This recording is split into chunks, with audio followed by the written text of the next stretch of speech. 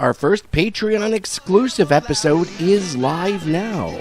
Sign up for access.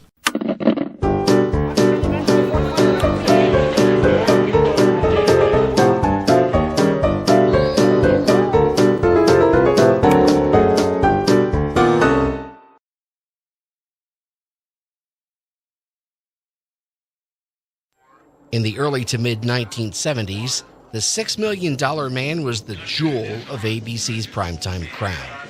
The Bionic action-adventure series was so popular that by January of 1976, it had spawned a spin-off, and it wasn't too long before it spawned that most coveted homage, a spoof.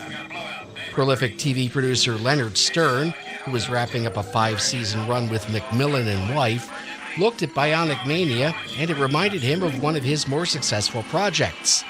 From 1965 until 1968, Stern was the executive producer and showrunner on Mel Brooks and Buck Henry's spy spoof Get Smart, which included the character of Jaime the Robot, who was always malfunctioning. Stern had the idea of doing a spoof of police procedurals like McMillan and Wife and the two Bionic shows at the same time, essentially replacing And Wife with Jaime the Robot. As the robot Yo-Yo, named after his creator, Dr. Yoyonovich, Stern cast John Shuck, who he had worked with on McMillan and Wife. And as his partner, the accident-prone detective Arthur Holmes, who kept injuring his partners, Stern cast veteran character actor Richard Shull. Veteran screenwriters Jack Schur and Lee Hewitt were brought in to flesh out the concept and write the pilot, and so was born Holmes and Yoyo.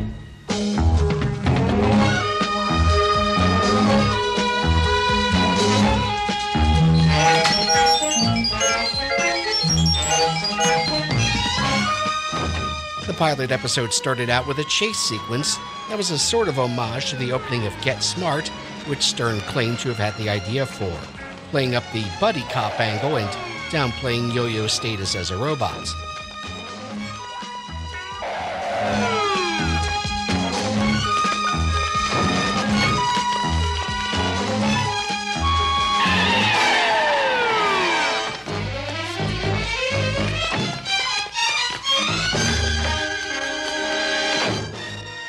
That would change with the second episode, from which point on they explained the premise with clips from the pilot. You've got 4 partners in the hospital. Come on, Alex, you're a good cop. By the way, who's my new partner?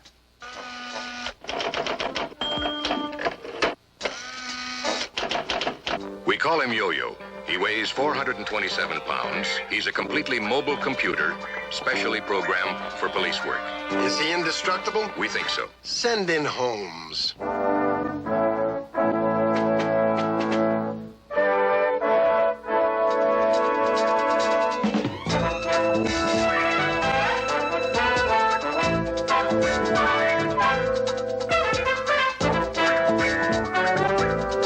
This is top secret. No one, including Holmes, must know his identity.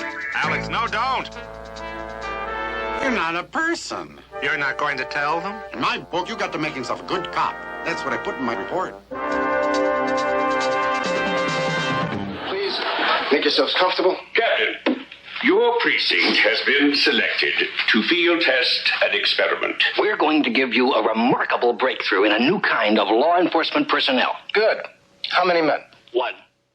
One man. As with Jaime the Robot on Get Smart, most of the humor in the show came out of Yo-Yo malfunctioning due to everything from trying to remember his fake history on the force. Tell me about yourself. Where have you been working? The 23rd Precinct. Which division? The Bunco Squad. How many years? Bunco Squad. Yes, the Bunco Squad. The Bunco Squad. Yes, the Bunco Squad. How many years? Bunco Squad. What's wrong, Doctor? It's a minor adjustment.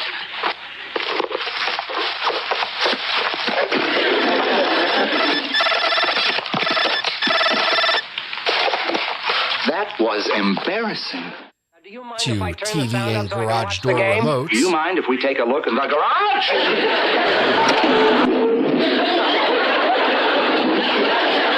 Now, what you doing? Calisthenics. Every once in a while, I flip. I noticed. To just a need to have John Shuck do something funny.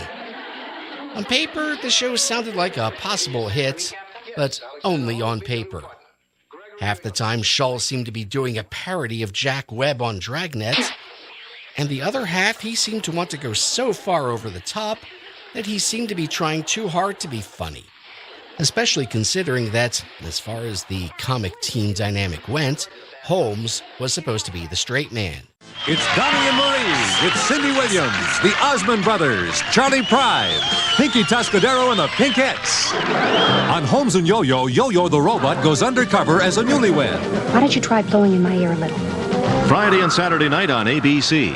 ABC put Holmes and Yo-Yo on Saturday nights at 8 when most people weren't watching television, and the rest of those who were watching The Jeffersons on CBS. Ratings started bad and went downhill the longer the show lasted. Add to that the savage reviews that the show got in the press. In fact, years later, TV Guide would name it one of the 50 worst TV shows of all time, and the writing was on the wall, or at least the Polaroid. ABC deactivated Holmes and Yo-Yo on December 11th after only 11 episodes. The 2 remaining shows from the 13-week order were burned off in August.